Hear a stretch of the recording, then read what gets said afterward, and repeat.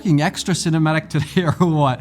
That's because I'm filming on my new favorite lens. Let me show you some footage. This is the Sirui 35mm full frame anamorphic lens. Why do I like this lens? Well, it's just so cinematic. Yes, I said it. I said the word and I don't regret it. This you can definitely call cinematic.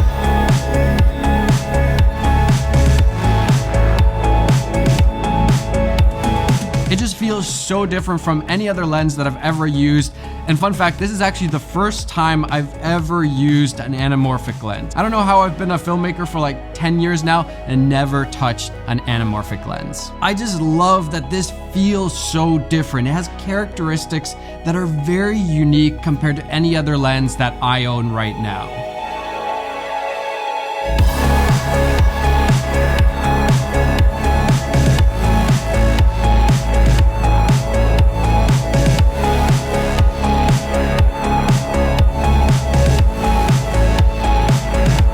First, let's answer what is an anamorphic lens. Well, first off, you see these black bars on top and bottom? That comes from anamorphic lenses. Now, usually people just add black bars on top and bottom because they want this aspect ratio and they're not actually using anamorphic lenses. But you're just kind of tossing out a bunch of information from your sensor and just cutting it out completely. An anamorphic lens actually uses all of the sensor. It kind of spreads out the image over the whole sensor and then you de-squeeze it and it looks like this and you get that black bar on top and bottom, but you've used your whole sensor to get this image. So your image is going to be higher quality because you're not throwing away any of your sensor information.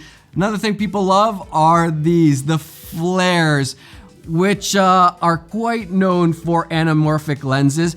But for me, it's actually one of the least interesting things. I actually find the lens flares, they're not gimmicky, but they're just such a strong look that a lot of times I would rather not have them. They are very cool in certain situations, but I do like that the Sirui lens flare isn't like overly dramatic. It's not crazy. You definitely get some cool flares, but it's not so in your face that that's all you're seeing. Now, if you want cool anamorphic lens flares without paying $1,500 for the lens and having to deal with all the other negatives, I got you covered. Well, actually, Motion Array has you covered. You can just download one of these graphic overlays and add these anamorphic lens flares to your footage. It's not quite the same, but it can be a really cool look. Motion Array has over 700,000 premium quality assets, everything from plugins to motion graphics, stock footage, music, sound effects, and graphic overlays. You can use them to spice up and increase the production value, the quality of your videos. Sometimes a simple little graphic overlay or motion graphics instead of just having static titles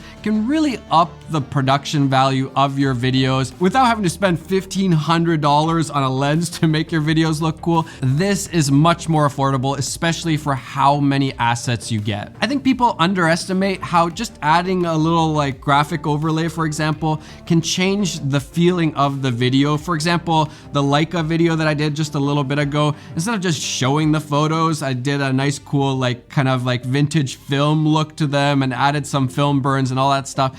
It didn't take me long at all, or to add a motion graphic, it takes like 2 seconds, but it can really help tell your stories better and just make it more captivating so people stick around and watch your videos longer. Thanks to Motion Array for sponsoring this video. Another thing that I really like about anamorphic lenses is the oval bokeh instead of circular or spherical bokeh. Pretty much every lens you probably ever used in your life has spherical or circular bokeh, but on the anamorphics, it's oval, and I find that this makes the backgrounds look very interesting to me. There's a really nice quality to them, and I think it actually makes the subject pop out a little bit more than spherical bokeh. Now, that's a little bit of personal preference. Neither is necessarily better or worse, but I really like this look. But probably the biggest thing for me that I really like personally is that a 35mm anamorphic like this Sirui anamorphic lens isn't the same focal length as a 35mm spherical lens, or it's actually not capturing the same amount.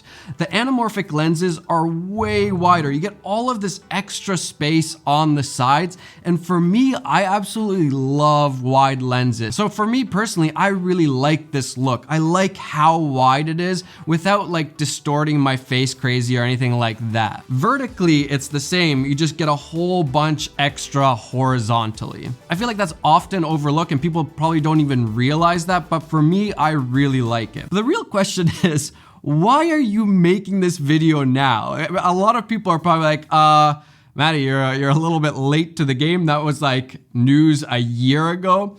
Well, first off, I honestly thought that when I first saw it, that it was a bit of a gimmicky lens. To me, I was like, there's no way it's actually good. It's too cheap, it's too small. I've never heard of Sirui, it can't be that good. So I kind of dismissed it. It's very rare to have a good, affordable anamorphic lens, but boy was I wrong. I think one of the best things about this lens is that it's affordable and convenient, easy to use. It's $1,500 and it doesn't weigh that much. And you can get it in an E mount, you can get an RF mount, Leica, Nikon mount, so you can put it on a bunch of cameras like this FX3 and not have to use any adapters or anything like that. And if you think $1,500 is expensive, you know nothing about anamorphic lenses. They can be really, really expensive.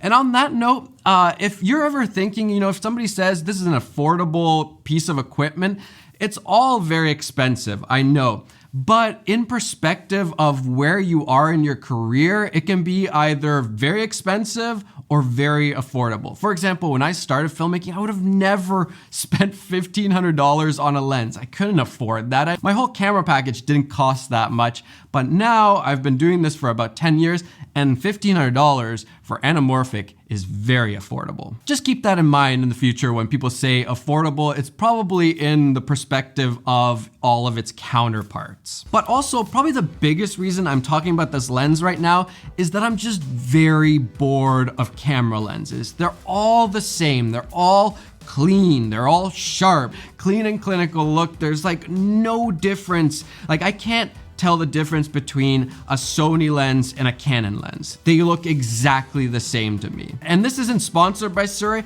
I'm just really happy that somebody's making lenses that are unique, that have unique characteristics that look different than all of the other lenses right now. This lens is so freaking cool. But of course, there's negatives. And the first one would be that it's a manual lens. There's no autofocus, so yep, out of focus.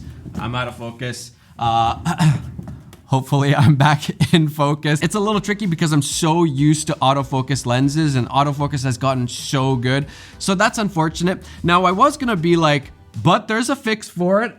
DJI with their gimbal here and focus motor and LiDAR can make a manual lens autofocus. And then I set it all up and I was like, this is not worth it. I just don't think that this is quite there yet. Mostly with the software, I feel like the software is just so buggy and it's just all over the place. And you kind of need the gimbal right now. I mean, technically you can kind of work it without the gimbal, but this needs to be easier. And I think DJI is gonna get there and this will work really great. Right now, it's a little cumbersome. So I decided to just go manual focus, and it's kind of nice to use manual focus again. That's how I learned pretty much everything I did up until, I don't know, like 2014 maybe. Everything was always manual focus. And so it's kind of nice to have that fine control and you kind of treat the camera and the camera moves a little differently, but I definitely do miss autofocus. Another annoying thing about this lens is because it's doing the anamorphic thing, it's kind of stretching it out over the whole image. If I look at, hold on here. On the Sony LCD, it looks terrible. It's like super stretched out and it's really hard to focus or see anything really. So you're gonna have to use an external monitor where it actually looks normal. So not normal, normal. And so that's an added pain. Now some cameras do have built-in de-squeezing, but for example, the FX3, unless there's an update, right now I can't do it. Now also keep in mind that some cameras like Micro Four Thirds, they're actually 4x3. And so when you put an anamorphic lens on, it actually squeezes it down and it becomes 16:9, so you don't even get these black bars in 16:9. But yeah, I don't know. I like this aspect ratio. If I'm gonna use an anamorphic lens, I want this aspect ratio. I think it's really cool. Now, of course, there's some benefits to actually rigging up a little monitor like this small HD, which I don't do a lot of times, and I should. I love all the tools in there. I can see it kind of, color graded already on there. It's really nice. But again, I don't want to be forced into that. Probably the biggest problem for me with this lens is the minimum focus distance. So it's actually 90 centimeters. This is as close as I can get. If I go any closer, it's already out of focus. So I can't do like a close-up, let alone like a real close-up with this lens. And that for me is the biggest bummer of this 35 mil. I just can't get very close. It looks really cool, but I can't get close enough, and therefore also the background bokeh isn't as pronounced. So yeah, that to me is the biggest negative of this lens. If I really had to, say what's wrong with it, it's the minimum focus distance. And if you don't really know, is that a big deal, 90 centimeters? Well, a lot of lenses are closer to like the 30 centimeter mark, so that's like much less than 90. So is this new favorite lens of mine gonna replace my other favorite lens, the 16-35 that I use 99.9% on this channel? No, it's not an all-around lens that you're gonna film everything with, but am I gonna take it on my next travel feels trip to wherever we go and film a bunch of stuff with this lens?